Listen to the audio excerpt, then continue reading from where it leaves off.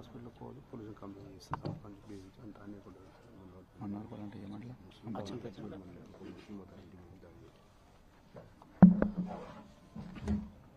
ఈరోజు అచ్చంపేట పట్టణంలో ఏర్పాటు చేసిన ఈ మీడియా సమావేశానికి వచ్చిన అందరికి కూడా హృదయపూర్వక ధన్యవాదాలు. చాలా బాధగా ఉన్నది. చాలా విచిత్రమైన పరిస్థితుల్లో, ఉద్విగ్నమైన పరిస్థితుల్లో ఈరోజు మరి ఈ మీడియా సమావేశం పెట్టాల్సి వస్తున్నది. మరి ఈరోజు స్థానిక ఎక్స్ఎమ్మెల్యే మాజీ విప్ డాక్టర్ గువ్వల బాలరాజు గారు చాలా చక్కగా ఈ ప్రాంతంలో ఏ విధంగా అరాచక పాలన నడుస్తూ ఉన్నది అనేది చాలా క్లియర్గా వివరించడం జరిగింది. నేను ఆ విషయాల జోలికి పోకుండా నేను జరిగిన సంఘటనల గురించే నేను మాట్లాడతా, పోలీసు రెస్పాన్స్ గురించి మాట్లాడతా. నిజానికి ఈరోజు నాకు చాలా బాధగా ఉన్నది, చాలా సిగ్గైతా ఉన్నది. ఏ పోలీసు డిపార్ట్మెంట్లో అయితే నేను 26 సంవత్సరాలు ప్రాణాలకు తెగించి మరి భారత రాష్ట్రపతి చేతుల మీదుగా అత్యున్నత శౌర్య పథకం అందుకున్నాను, ఏ పోలీసు డిపార్ట్మెంట్లో అయితే నాకు police medal for meritorious service వచ్చిందో, ఏ పోలీస్ డిపార్ట్మెంటే నా విశాలమైన కుటుంబం అనుకొని నేను 26 సంవత్సరాలు బతికినో, ఆ పోలీసు డిపార్ట్మెంట్ ఈరోజు ప్రేక్షక పాత్ర వహిస్తుంటే మరి నేను నిజంగా నా హృదయం చాలా అంటే చాలా గాయపడ్డది. నేను ఎందుకు ఈ విషయం చెప్తున్నా అంటే రాజకీయాలకు అతీతంగా మాట్లాడదాం ఒక క్షణం. ఈరోజు నిన్న అచ్చంపేటలో సాయంత్రం 4 గంటలకు జరిగిన దాడి, మరి దాడి జరుగుతూ ఉన్నది. ఓకే, పోలీసులకు ముందస్తు సమాచారం ఉందా లేదా అనేది ఒక క్షణం నేను తర్వాత వస్తాను దానికి. కానీ పోలీసులకు ఆ బాధితుడు ఎవరైతే బాలరాజు గారు ఉన్నారో వారి కుటుంబం బెడ్రూమ్లోకి పోయి దాక్కొని అక్కడి నుంచి దాదాపు అర్ధగంట సేపు ఇక్కడున్న స్థానిక ఎస్ఐ గారికి కాల్స్ చేసిన మరి అర్ధగంట తర్వాత ఒక 2 లేక 3 పోలీసులు వచ్చిండ్రు. ఆ ఇద్దరు ఈయన కాల్ చేసినా లేకపోతే వేరే వాళ్ళు ఎవరైనా డయల్ 100 కాల్ చేసినా మొత్తం మీద వచ్చిండ్రు అర్ధగంట తర్వాత. ఇక్కడ ఆయుధం ఎక్కడుందంటే అది కర్రే ఇది చూడండి ఒక్కసారి మీరు, ఇది మామూలు కర్ర కాదు, సెంట్రింగ్ కర్ర.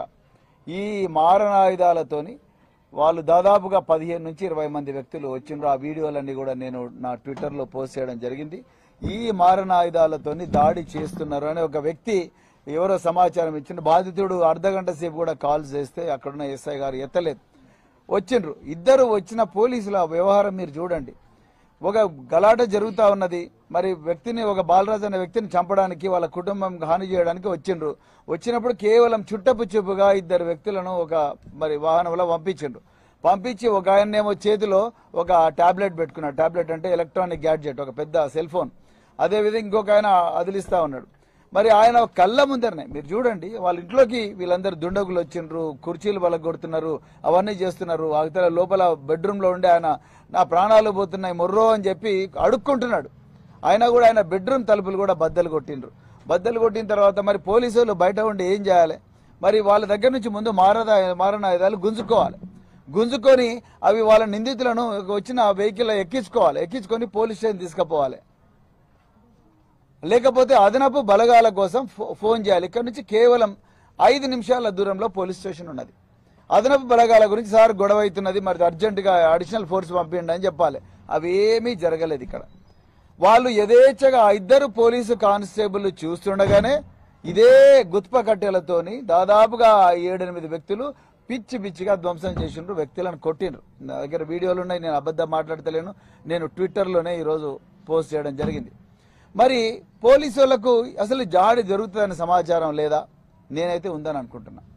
ఎందుకంటే ఇదే వార్డులో, ఇదే పోలింగ్ బూత్ల దగ్గర గడబడలైనప్పుడు మరి ఇరు వర్గాల మధ్యలో గడబడైన తర్వాత పోలీస్ స్టేషన్కు మా మున్సిపల్ చైర్పర్సన్ నరసింహగౌడ్ గారు వీళ్ళందరూ కూడా సార్ ఇది గడబడైంది, వాతావరణం బాగలేదని సమాచారం కూడా ఇచ్చిన విషయం అందరికీ కూడా తెలిసింది.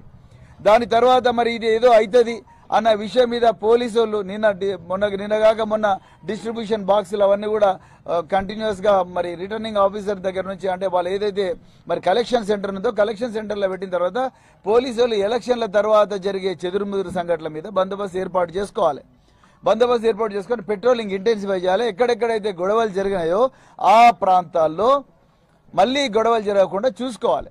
మరి అవన్నీ నిన్న జరిగిన ఈ సంఘటనలో జరిగిన దాఖలాలు ఏమీ లేవు, ఆ జాగ్రత్తలు తీసుకున్న దాఖలాలు లేవు. కేవలం చుట్టపు చూపుగా ఇద్దరు పోలీసులను పంపించిండ్రు. వాళ్ళు కూడా నిందితుల్లో ఒకరిగా చూస్తున్నారు ప్రేక్షకుల్లాగా. ఒక్కరిని కూడా పట్టుకోలేదు. పోనీ ఒక్క నిందితున పట్టుకొని మరి వెహికల్లో కూర్చోబెట్టుకొని పోలీస్ స్టేషన్ తీసుకుపోయి ఎవరు నిందితులు ఎందుకు వచ్చిండ్రు, వీళ్ళెనక ఎవరున్నారని ఇన్వెస్టిగేషన్ స్టార్ట్ చేయాలి కదా, ఇంట్రాగేషన్ స్టార్ట్ చేయాలిగా, అది కూడా చేయలే. మరి దీన్ని బట్టి ఏం అర్థం చేసుకోవాలి? నేను ఇవాళ పొద్దున డిఎస్పీ గారితో మాట్లాడినా. ఈ బాలరాజు గారి తమ్ముడు ఎవరైతే ఉన్నారో ఆయన ఏ హాస్పిటల్లో ఉన్నాడో ఘోరమైన గాయాలు, లోపల ఏం జరిగిందో మనకు తెలియదు, బాడీ లోపల ఏం జరిగిందో తెలియదు, ఘోరంగా గాయాలున్నాయి, ప్రాణాలతో చావు బతుకుల మధ్యలో కొట్టుమిట్టాడుతున్నాడు ఆ వ్యక్తి. సో వాళ్ళు అంటున్నారు ఇవాళ కాకపోయినా రేపైనా మమ్మల్ని చంపుతామంటున్నారు, మమ్మల్ని చంపుతారు వీళ్ళు అని అంటున్నారు. మరి మీరు ఏం చేసిండ్రు? నేను డిఎస్పీ గారితో మాట్లాడినా. అయ్యా మరి ఏం చేసిండ్రు అంటే డిఎస్పీ గారు అంటారు, సార్ చూస్తాం సార్ వాళ్ళు పరారులో ఉన్నారు సార్ అంటున్నారు.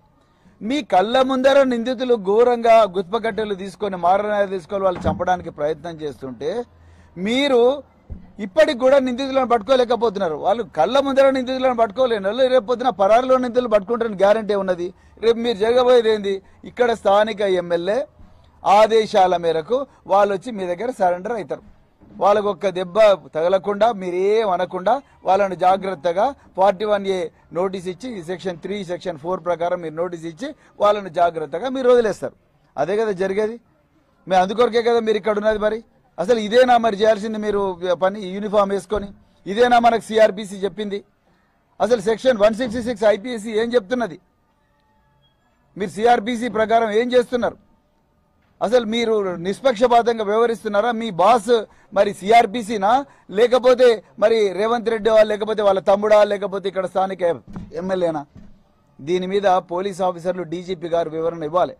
ఇదే విధంగా నిన్నగాక మొన్న 13వ తారీఖు నాడు మరి మధ్యాహ్నం 3 గంటలకు వంగూరులో కూడా ఇదే జరిగింది. వంగూరులో మైనర్లు ఓటేస్తున్నారని చెప్పి అక్కడ స్థానికంగా ఉండే బీఆర్ఎస్ మండల ప్రెసిడెంట్ కోట్ల నరేందర్ రావు గారు ఆయన పోయి కంప్లైంట్ చేసిండు బూత్ లెవెల్ ఆఫీసర్కు.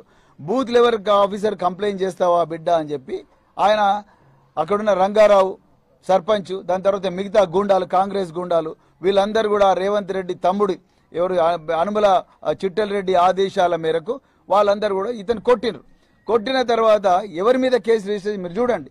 వాళ్ళు ఒకరికొకరు తోసుకున్నారు. మేము తోసుకోలేదని అంటలేను, దానికి వీడియో ఎవిడెన్స్ ఉన్నది. కానీ దెబ్బలు కింద పడేసి రాళ్లతో కొట్టింది ఎవరిని? ప్రశాంత్ రావును, నరేందర్ రావు తమ్ముడు ప్రశాంత్ రావును. నరేందర్ రావును దెబ్బలు కొట్టిండ్రు పోలీసులు. అదేవిధంగా నరేందర్ రావు తమ్ముడు ప్రశాంత్ రావును కొట్టిండ్రు. కొట్టిన తర్వాత మరి ఎవరి మీద కేసు బుక్ చేయాలి? ఎవరైతే ఈయనను కొట్టిండ్రో వీళ్ళ మీద కేసు బుక్ చేసి నరేందర్ రావు మీద. కానీ మరి నరేందర్ రావు వాళ్ళ తమ్ముడిని నరేందర్ రావును కొట్టిన వాళ్ళ మీద కేసులు ఎందుకు బుక్ చేయలేదు? దీని మీద ఇంతవరకు ఏ పోలీస్ ఆఫీసర్ ఆన్సర్ చెప్తలేడు.